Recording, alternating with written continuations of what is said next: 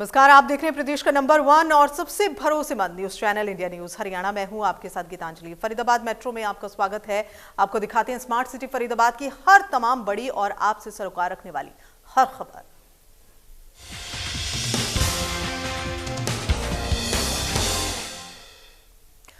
और बात पेश किए गए बजट की वित्त मंत्री निर्मला सीतारमण की तरफ से पेश किए गए आम बजट को चार्टर्ड अकाउंटेंट्स ने आम आदमी से ज्यादा अर्थशास्त्रियों का बजट बता दिया। इंडिया न्यूज पर चार्टर्ड अकाउंटेंट्स से खास बातचीत करते हुए बजट की बारीकियों को आसानी से समझा गया है। देखिए रिपोर्ट। देश की वित्त मंत्री निर्मला सीतारमण की तरफ से आम बजट पेश कर दिया गया है और जिस तरह से आम बजट को पेश किया गया है इसे आम आदमी का कम और शास्त्रियों का ज्यादा बजट बताया जा रहा है। और इसे आसान भाषा में समझने के लिए हम पहुंचे हैं चार्टर्ड अकाउंट्स के पास में। ये तमाम जो बैठे हैं आप चार्टर्ड अकाउंटेंट्स हैं, इनसे हम इसे आसान भाषा में समझेंगे कि आखिर आम जनता को इससे क्या मिला और क्यों आखिर से अर्थशास्त्रियों का बजट बताया जा रहा है। बात कर लेते, शुरुआत करेंगे आपसे। सर, क्या नाम है आपका? मेरा नाम सुनील मंगला है और मैं टैक्सेशन एडवोकेट हूँ, यहीं फरीदाबाद में प्रैक्टिस करता हूँ। अगर इसे आसान भाषा में समझने की कोशिश करें इस बजट को, तो क्या कहेंगे, किस तरह का बजट है? सर देखिए, जैसे कि आपने अपने शुरुआत में ही कहा कि ये अर्थशास्त्रियों का बजट है, मैं तो टैक्स पे ज़्यादा फोकस करूँगा। इसमें मुझे लगता है कि हमारी ऑनरेबल मैडम ने जितने भी हम लोगों के पास बजट्स के रिगार्डिंग प्रपोजल्स आते हैं और उस पर सुधार के लिए हमारे पास लेटर आते हैं, इंडस्ट्री एसोसिएशन से आते हैं, मुझे लगता है कि इसमें कोई चीज़ को इन्होंने इंक्लूड नहीं किया है। और उन्होंने इनकम टैक्स और व्यापारियों के साथ जो जीएसटी के लेवल पे उन्होंने कोई इसमें कोई चीज़ की चेंजेस नहीं की गई हैं, बदलाव नहीं किया गया है जीएसटी में। आप क्या कहेंगे? मैं एज ए प्रोफेशनल एक कंपनी सेक्रेटरी हूँ। अगर मैं प्रोफेशन के हिसाब से देखूँ तो टैक्सेस में भी कोई काफ़ी चेंजेस नहीं हुए हैं। एज यूजुअल ये बजट हमेशा के लिए जो बिजनेस क्लास है उसी के लिए फोकस्ड है। एज ए वुमेन भी कोई खास ऐसा कोई हमारे लिए कुछ किया नहीं गया है। एक पेंडेमिक में वुमेन भी उतनी ही सफ़र हुई है, तो उसे उनके लिए कुछ इतना खास किया नहीं गया है। कुछ खास नहीं लग रहा है आपको, लेकिन आपसे समझना चाहेंगे कि कई बार बजट में जो सामने दिखती हैं चीज़ें वो होती नहीं हैं, लेकिन उसके फायदे भी बाद में कहीं ना कहीं निकल कर सामने आते हैं। देखिए, सबसे पहले तो देखिए, देश हमारा जो 75वीं आज़ादी वर्ष से गुजर रहा है। पहली बात तो ये समझिए कि एक आम आदमी को ये समझना पड़ेगा कि हर वक्त हमेशा हमें ही एक इंडिविजुअल को नहीं मिलता, साथ साथ देश को भी क्या मिला है, हमें ये भी देखना होगा। यदि देखें इंडिविजुअल के तौर पे तो कोई टैक्सेशन में कहीं भी राहत नहीं है। दूसरी चीज़ आप समझिए देश को क्या मिला है। हम इंफ्रास्ट्रक्चर प्रोजेक्ट पे इतना पैसा गवर्नमेंट इन्वेस्ट करने जा रही है अगले 5 सालों में।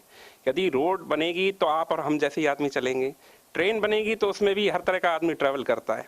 यदि देखें डायरेक्ट बेनिफिट नहीं है, पर गवर्नमेंट ने इंफ्रास्ट्रक्चर पे इतना पैसा इन्वेस्ट करने जा रही है कि 25,000 किलोमीटर का हम हाईवे बनाने जा रहे हैं। ये अपने आप में एक बहुत बड़ा टारगेट है। यदि आप देखें तो हर साल हम 3 से 4,000 किलोमीटर पर अटके हुए होते हैं, पर 25,000 किलोमीटर हाईवे करने हम जा रहे हैं। और भी ये हम दूसरा मैं कहूँगा कि डिजिटल हम करने जा रहे हैं कि जहाँ अभी तो क्या होता है कि बड़े बड़े शहरों में अच्छी स्पीड से हमें ब्रॉडबैंड की सुविधा मिलती है, अब हम इंटीरियर में भी एक फाइबर ऑप्टिकल लाइन बिछाने जा रही है। अपने आप में बहुत बड़ी कॉस्टिंग आती है, क्योंकि छोटा सा छोटा आदमी भी डिजिटल पेमेंट आज की डेट में करने लग गया है। बजट में कई ऐसे प्रावधान किए हैं जो लंबे वक्त में उनका असर साफ तौर से देखा जाएगा, क्योंकि ये जो बजट है वो 25 साल, अगले 25 साल को देखते हुए बनाया गया है। आपसे फिर एक बार दोबारा जानना चाहेंगे इस बजट को लेके, क्या आने वाला जो वक्त है, जिस तरह से 25 साल का जिक्र किया गया है, तो उसके हिसाब से लगता है कि एक बूम आने वाला है, बेहतरी की तरफ देश जाने वाला है इस बजट से? इसमें तो कोई दो राय नहीं है कि जो ये बजट है बहुत लॉन्ग टर्म बजट है, बहुत सोच समझ के ये बनाया हुआ है। लेकिन हमारी जो करंट में जो हमारी चैलेंजेस हैं, हमें उसको भी देखना होगा। अभी जैसे क्रिप्टो करेंसी के बारे में बात आई कि कम सरकार ने उस पर 30% टैक्स लगा दिया है, तो यहाँ सर मैं एक बात बोलना चाहूँगा कि सरकार ने अपना इसमें सेल्फिशनेस दिखाई है। केवल वो टैक्स क्या उन्होंने अपना मैटर रखा है, जबकि इसको रेगुलेट करने का कोई उन्होंने जरिया नहीं बताया कि हम how to regulate this currency. हमारे जो लोग हैं, हमारे जो बंदे हैं, इन्वेस्टमेंट कैसे करेंगे, इसमें लीगल इन्वेस्टमेंट कैसे होगी। अभी तो ये फॉरेन एक्सचेंज के थ्रू काम हो रहा है सारा। दूसरा पॉइंट जो टैक्सेशन के पॉइंट ऑफ व्यू में चल रहा था, अभी हमारे देश में 2 प्रकार के स्लैब्स लागू हैं इनकम टैक्स के। जो इन्होंने सेकंड स्लैब लास्ट ईयर लागू किया था, अगर गवर्नमेंट उसको विद डिडक्शन लागू कर देती तो ये बहुत बढ़िया बजट होता मेरे हिसाब से, क्योंकि उसमें कोई रिडक्शन मिलती नहीं है सेकंड स्लैब में। फर्स्ट स्लैब में हमारे पास कोई चेंजेस नहीं है। सेकंड स्लैब को अगर लागू कर देती विद रिडक्शन तो इसमें आम आदमी को बहुत राहत मिलती। राहत की बात है, चार्टर्ड अकाउंटेंट हैं तो इसी तरह से टैक्स की बात जरूर करेंगे, लेकिन अगर इसका राजनीतिक मायने से देखा जाए इस बजट को, क्योंकि 5 राज्यों में चुनाव भी हैं, तो क्या वहां तक पहुंचा है ये बजट क्या? देखिए, सबसे पहले तो 2024 अभी बहुत दूर है। कोई हम डिडक्शंस की ऐसी उम्मीद नहीं कर रहे थे कि गवर्नमेंट, और ये वैसे भी जो डिडक्शंस दी जाती हैं वो लास्ट ईयर में दी जाती है, तो अभी इस साल तो वैसे कुछ नहीं मिलना था। 2023 में हम उम्मीद कर सकते हैं कुछ मिलने की। बिल्कुल, 2023 में आम आदमी के हाथ में हो सकता है कि बहुत ज़्यादा फायदे हों, लेकिन इस बजट को जिस तरह से अर्थशास्त्रियों का बजट बताया जा रहा है, ऐसे में जो 25 साल तक का जो खाका इस बजट से खींचा गया है, उसका भी कहीं ना कहीं लंबे वक्त में फायदा देश को होने वाला है। फरीदाबाद से देवेंद्र कौशिक, इंडिया न्यूज। और 5 राज्यों में हो रहे विधानसभा चुनावों में प्रदेश के बीजेपी नेताओं की भी जिम्मेदारी लगाई गई है। तिगांव से बीजेपी के विधायक राजेश नागर ने यूपी की दादरी विधानसभा पहुंचकर वहां बीजेपी प्रत्याशी के पक्ष में वोट डालने की अपील की। विधायक ने विधानसभा के गांव-गांव में जाकर लोगों के बीच में यूपी में हो रहे विकास कार्य के बारे में अवगत कराया और कहा कि लुटेरों की सरकार को छोड़कर एक बार फिर से यूपी में योगी की सरकार बनाएं और प्रदेश को खुशहाल और विकसित करें।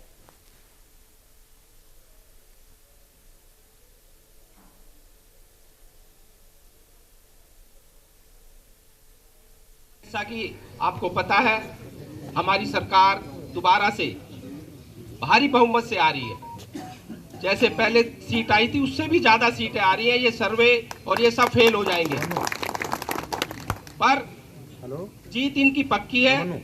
आप लोगों को भारी वोटों से इनको जिताना है, जिससे इनका कैबिनेट जो पद है, मंत्री पद, वो भी अच्छा मिले। तो इसलिए और विकास की बात मैं करना नहीं चाहता, क्योंकि सबको पता है जब से योगी जी आए हैं, कानून व्यवस्था, सड़कें, हाईवेज, ये तो बहुत सारे काम हो रहे हैं। अगर योगी और मोदी जी नहीं होते तो ये मंदिर बन सकता था?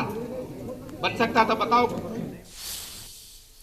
और फरीदाबाद में कोरोना को लेकर स्वास्थ्य विभाग लगातार वैक्सीनेशन करने में लगा हुआ है। फरीदाबाद की बात की जाए तो यहां पर लगभग 1,20,000 युवा हैं। अब तक जिले में 85,847 जो ऐसे पहली डोज हैं लग चुकी हैं और 15 से 17 साल के जो युवा हैं उनको ये डोज लगाई गई है। जबकि दूसरी डोज की अगर बात करें तो इसको लगवाने के लिए 2 दिनों में अभी तक 525 युवा ही पहुंचे हैं।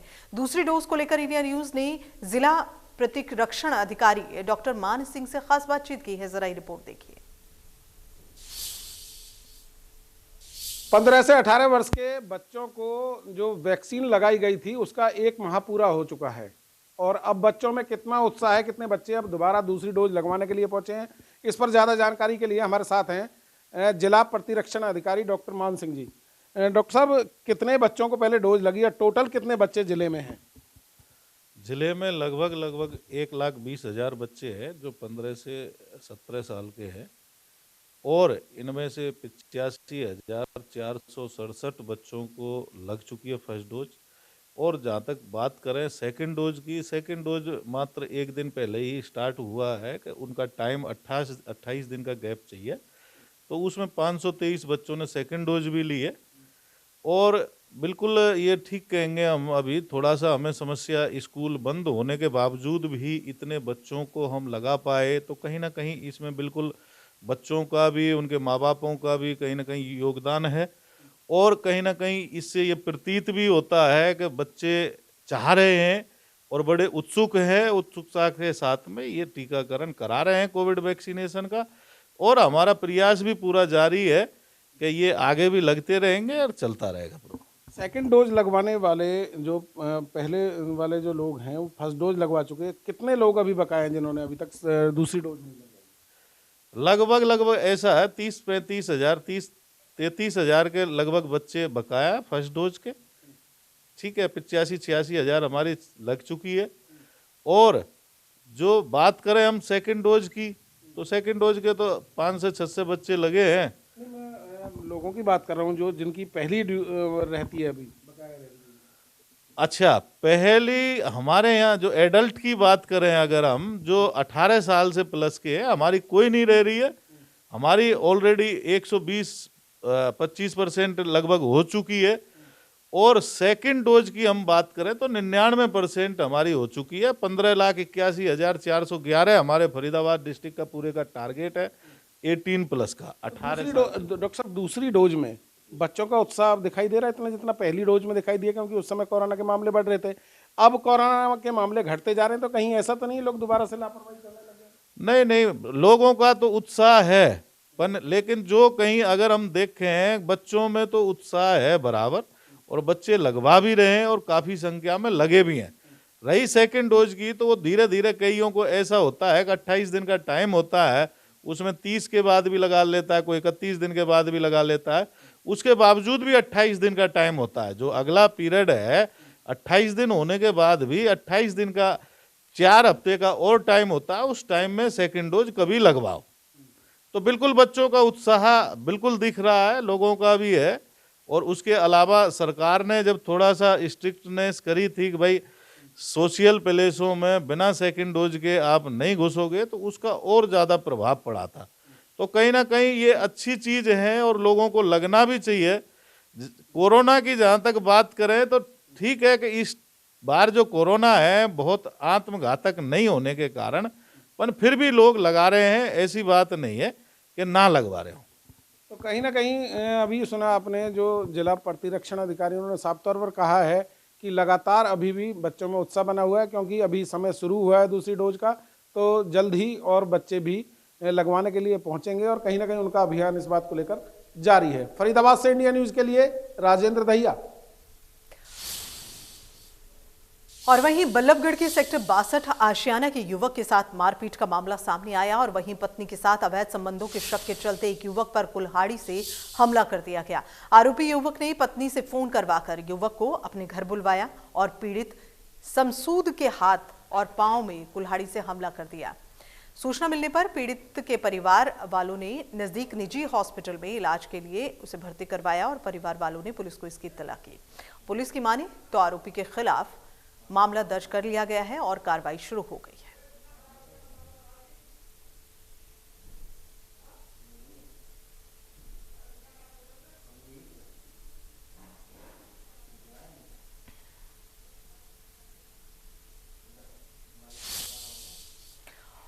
और फरीदाबाद में बदमाशों के हौसले इस कदर बुलंद हैं कि बदमाश दिन दहाड़े वारदात को अंजाम देने से नहीं चूक रहे। हद तो तब हो गई जब पुरथला के चंदावली गांव से सरपंच अंजू यादव के पिता गिराज यादव पर सोते समय 5 से 7 हथियारबंद बदमाशों ने दिन दहाड़े घर में घुसकर हमला कर दिया। इतना ही नहीं, हथियारबंद बदमाशों ने सरपंच के पिता के साथ घर पर काम कर रहे नौकर और माली के साथ भी जमकर मारपीट की। मारपीट का ये वीडियो सीसीटीवी में कैद हुआ है। मौके पर पहुंची पुलिस ने शिकायत लेकर सीसीटीवी के आधार पर आगामी कार्रवाई शुरू कर दी।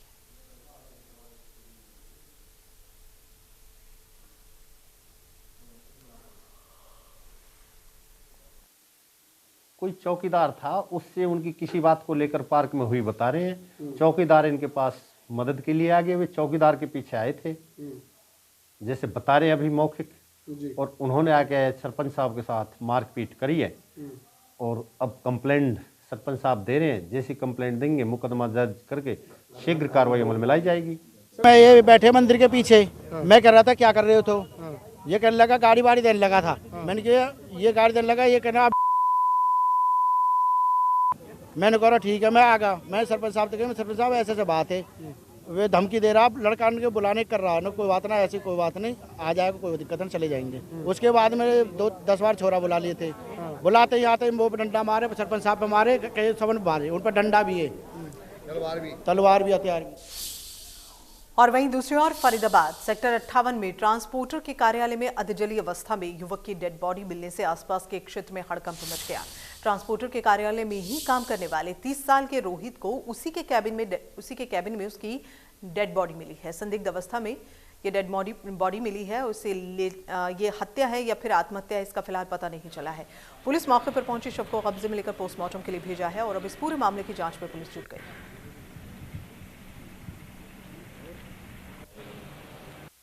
ये सेक्टर 58 शक्तिमान एक ऑफिस है ट्रांसपोर्ट का, उसमें सुबह सूचना मिली थी कि ऐसे ऐसे एक युवक की अधजली लाश मिली है। अभी क्राइम टीम मौके पे है और सीनो क्राइम मौके पे, अभी तस्दीक जारी है, अभी कुछ नहीं कर सकते। हमें तो यही सूचना मिली थी, बहादुर रहते हैं यहाँ पर, सुबह 7 बजे कि ऐसा ऐसा हुआ है।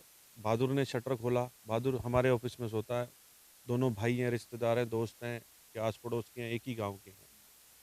उन्होंने सुबह जब उठ के आया वो ऑफिस से, उसने शटर खोला। शटर खोलते ही उसे खून के धब्बे नज़र आए, खून नज़र आया तो वो भागा बाहर। उसने एक मिस्त्री रहता सामने, उसको उठाया, उसको लेकर गया। इनकी गाड़ी आई हुई थी, उनके ड्राइवर को लेके गया, शक्ति माँ का ऑफिस है ये। तो उन्होंने जाके देखा कि वहाँ केबिन में आग लगी है और वो सामने लड़का एक्सपायर हुआ। और फरीदाबाद के बल्लभगढ़ में फिर से चोरों का आतंक देखने को मिला। चोरों ने एक साथ चार दुकानों पर हाथ साफ कर लिया। बल्लभगढ़ की Gupta hotel Mohna road market की 4 दुकानों में चोरी की घटना को अंजाम देकर चोर फरार हो गए। चोरों ने दुकानदारों से करीब 2.5 लाख रुपए की नकदी के साथ सीसीटीवी के डीवीआर को भी अपने साथ वो लेकर फरार हो गए। दुकानदारों का ये कहना है कि जब वो सुबह अपनी दुकान में आए तो सारे दुकान का सामान तितर बितर पाया और उसके बाद इसकी इत्तला पुलिस को दी गई। 4 दुकानों में चोरी हुई है। एक ने 1.25 लाख कैश बताया है, एक ने 5,000 बताए हैं, एक ने 8,000 बताए, एक ने 12,000 बताए हैं। ऊपर के रास्ते से आए हैं, सामने से कुछ नहीं हुआ है। पर्चा दर्ज कर दिया है, तलाश जारी है। CIA, फिंगरप्रिंट इत्यादि सभी से मौका मुलाजा कराया है सिद्धू साहब से। कल जब हमने दुकान खोली तो हम जब आए तो यहाँ पे हमारा सब कुछ फैला हुआ था। गल्ला जो था उन्होंने निकाल के फेंक रखा था, तो गले में से जितने भी पैसे थे वो सारे के सारे निकाले हुए थे। हमारी दुकान से 1.25 लाख रुपए गए हैं और बाकी की 3 दुकानों में और हुई है पड़ोस की, और चोर छत से चढ़ के आए हैं। संदीप गुप्ता नाम है। एक तो मेरी दुकान है, इसमें से 11,500 रुपये निकले हैं। एक नीचे बेसमेंट में मेरा मोल्ड क्लब के नाम से जिम है, उसका जो CCTV कैमरा का हार्ड डिस्क होती है वो निकाल के ले गए, नया लगवाया। वो 20-15 हज़ार रुपये का नया लगाया है। 5,000 रुपये की चोरी हुई है और सूचना पुलिस वालों को दे दी गई है और DVR ले गए हैं, एक पेन ड्राइव ले गए हैं।